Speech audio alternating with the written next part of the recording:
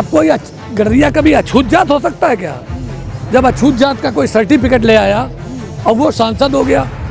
अब भाजपा के लोग क्या दूसरे भी कहते हैं कि अरे गडरिया तो हमने टिकट दे दिया। अरे ये कहीं होता है क्या? इसलिए है उस पर चर्चा जारी। गडरिया है, गडरिया हाँकता है। पहले भेड़ों को हाँकता था, आजकल आदमियों को हाँकता है। कैसे इनकी लड़ाई कौन लड़ेगा?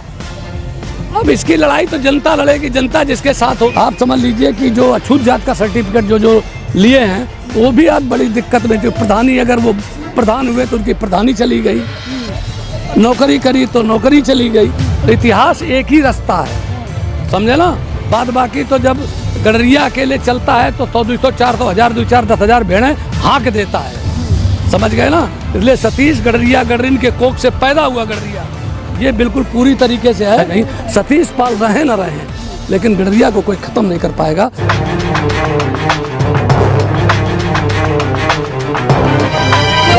नमस्कार, आपकी जन अदालत से मैं हूँ राजा भैया पाल। मैं इस समय उत्तर प्रदेश में हूँ, जहाँ पूर्व राज्य मंत्री सतीश पाल जी हमारे साथ जुड़ रहे हैं। स्वागत हमारे चैनल पर सर। थैंक यू, धन्यवाद। सतीश पाल जी को भारतीय जनता पार्टी मौका देगी क्या?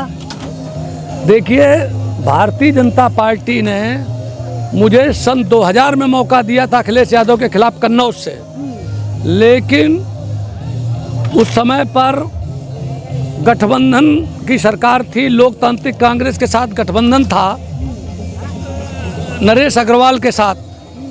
तो नरेश अग्रवाल मुलायम सिंह से मिले हुए थे और मुलायम सिंह नहीं चाहते थे कि सतीश पाल हमारे खिलाफ लड़ें या अखिलेश के खिलाफ लड़ें, क्योंकि जहां उनके गडरिया खिलाफ हो जाएगा वहीं सपा हार जाएगी।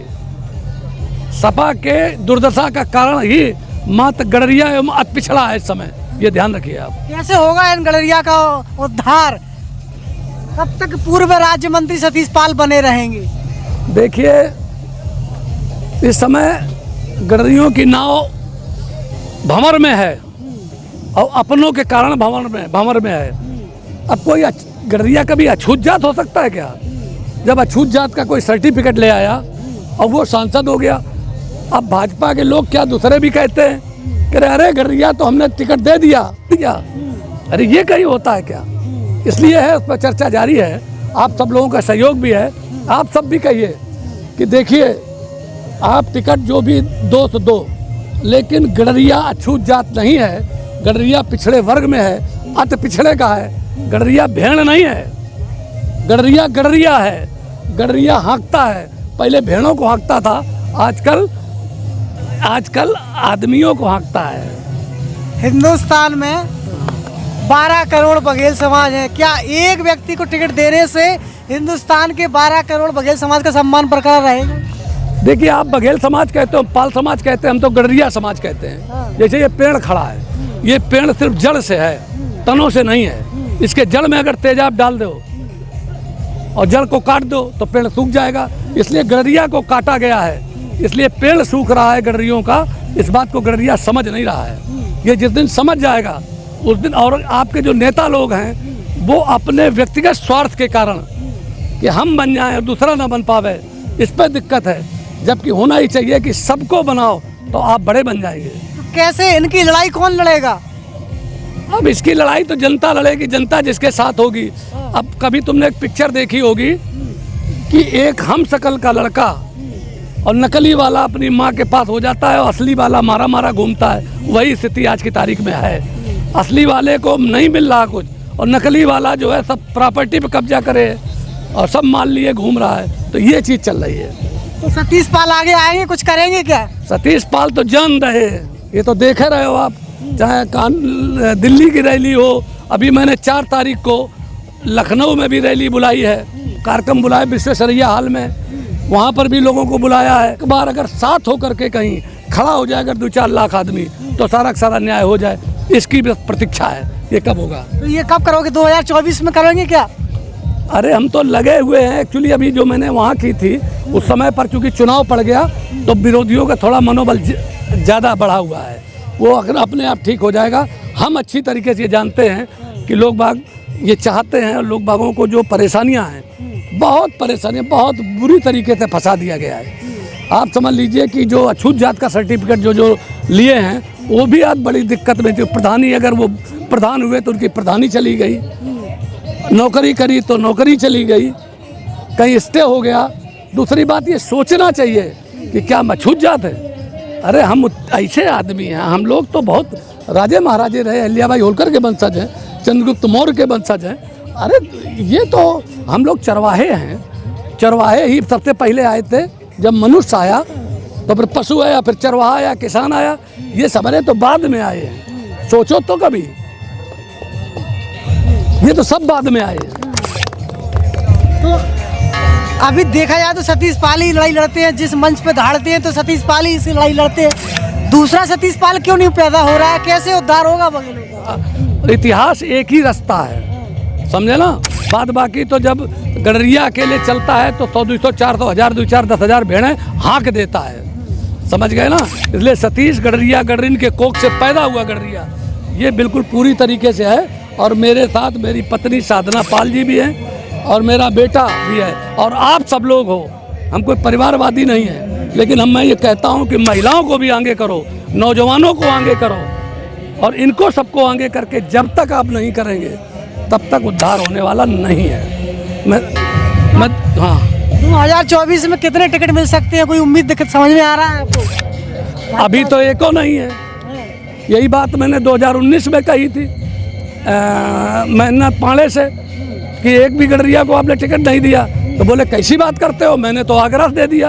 अरे हमने कहा आगरा शेड्यूल कास्ट सीट है, हम शेड्यूल कास्ट नहीं हैं, हम अछूत जात नहीं हैं। मैं आपको बताना चाहता हूँ कि शेड्यूल कास्ट की जो सूची बनी वो अछूत जात की सूची थी, और अछूत जात का जो चयन और चिन्हीकरण हुआ है वो इस बात पर हुआ कि नाई जिसके बाल न बनाता हो, जिसको चारपाई पर बराबर बैठाया न जाता हो, जिसका छुआ खाया न जाता हो, और धोबी जिसके कपड़े न धोता हो, वो अछूत जात है। उसकी सूची को ही शेड्यूल कास्ट कहते हैं। हमारे देश के लोग बगैर पढ़े लिखे हैं। आज तो पंडित भी शेड्यूल कास्ट बनना चाहता है।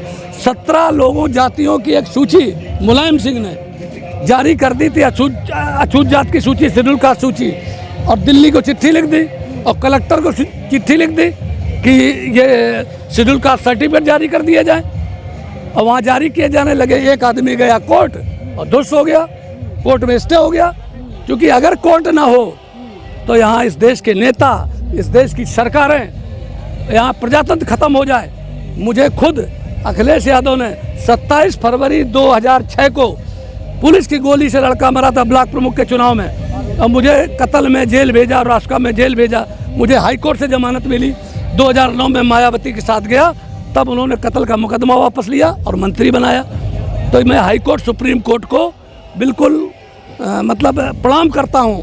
यही न्याय की मतलब वो जगह हैं। और मैं एक बात और कहता हूँ, जो अपने यहाँ पर ये शेड्यूल कास्ट का इशू है, मैं कहता हूँ कि जल्दी से जल्दी सब लोग मिलके, सतीश पाल भी तैयार हैं, मैं बिल्कुल आरक्षण के पक्ष में हूँ कि शेड्यूल कास्ट हो जाए, लेकिन सुप्रीम कोर्ट की मोहर लगवा दो बस।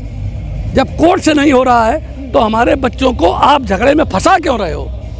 आगे की पोजीशन खराब होगी सिर्फ नेतागिरी के चक्कर में। कोनो एक आध दो वीगो कोनो, हमें तो यहाँ तक जानकारी है कि मैं कहना आपसे नहीं चाहता हूँ, ये सब खतरे में है। मैं तो चूँकि पढ़ा लिखा हूँ, आपका भाई हूँ, आपका बेटा हूँ, वकालत पास भी हूँ, और मैंने राजनीति की तमाम आयाम देखे हैं, बड़ी सत्ता देखी है, तमाम दुनिया के तमाम देश देखे हैं, और आप सबका आशीर्वाद है कि मैं तो दूर तक की जान जाता हूँ। और पहले भी मुझे पता था, आज भी आपसे कह रहा हूँ। लेकिन हमें एक बात पे थोड़ा सा संतोष रहता है कि जब शेड्यूल कास्ट में मायावती अगर 4 बार मुख्यमंत्री हो सकती है, उसके भी अगर दिन बहुरे थे तो एक दिन गडरियों के भी दिन बहुरेंगे, इसमें कोई दो राय नहीं। सतीश पाल रहें ना रहें, लेकिन गडरिया को कोई ख़त्म नहीं कर पाएगा। जो नेता लोग ये गडरिया ख़त्म करना चाहते हैं और कहते हैं, अरे बहुत से लोग तो हमसे भी दिल्ली में कह रहे थे कि गडरिया धनगर की उपजाति है। बताओ, इससे ज़्यादा कोई और गड़बड़ बात हो सकती है क्या?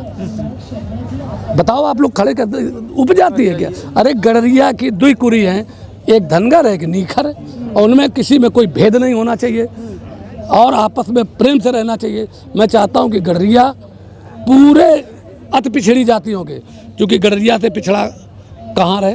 केवट है, नाई है, तमाम जातियाँ पिछड़ी हैं, उनसे सबसे गडरिया आगे है।